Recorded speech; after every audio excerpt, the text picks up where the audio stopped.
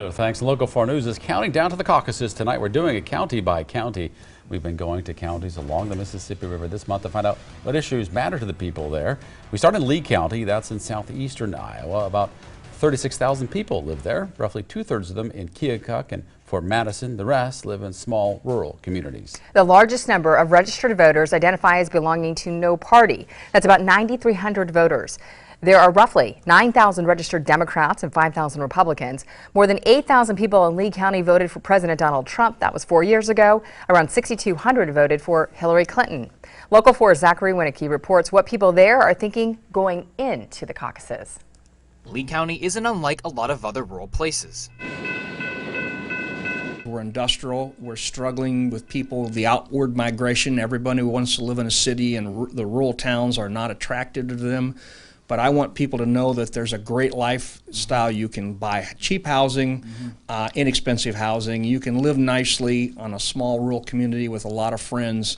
And that's the message that I'd like to get out, is that don't abandon rural America. And the important issues are pretty much what you'd expect. I'll steal this line from a guy several decades ago, and he says it's the economy, stupid, okay? Workers' rights, education is always a big issue down here, public education. But there's one that looms larger than others. I think our healthcare system is important. We're losing our rural hospitals because there's not enough funding from Medicare, Medicaid to keep them going.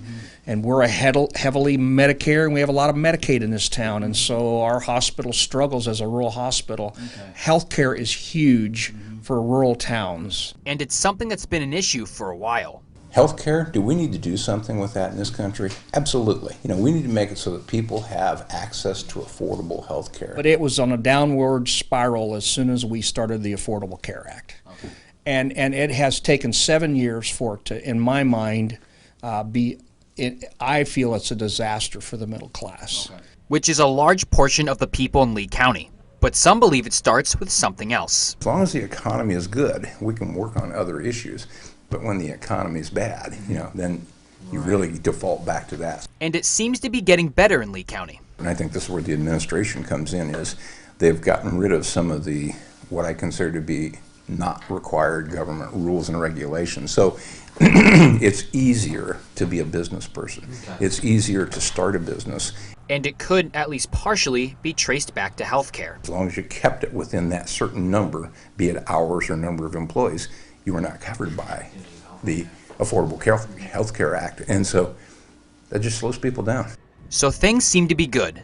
There's just one issue. We have jobs available, but we don't have a lot of people to fill those jobs, and that's a struggle for us. A good problem, but a problem nonetheless. So the one thing that can help Lee County? More people. And no one has all the answers. But a good place to start? Civil discussion. And regardless of who wins in November, they hope people can get back to that.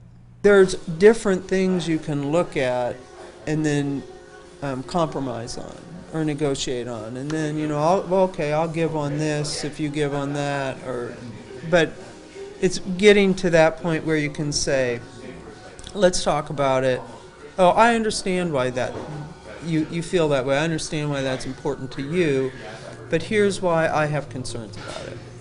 In Lee County, Zachary Winnicky, Local 4 News. And tomorrow, Zachary heads to Dubuque County. We are 2 weeks away from caucus night. You can find what you need to know about the caucuses at ourquadcities.com.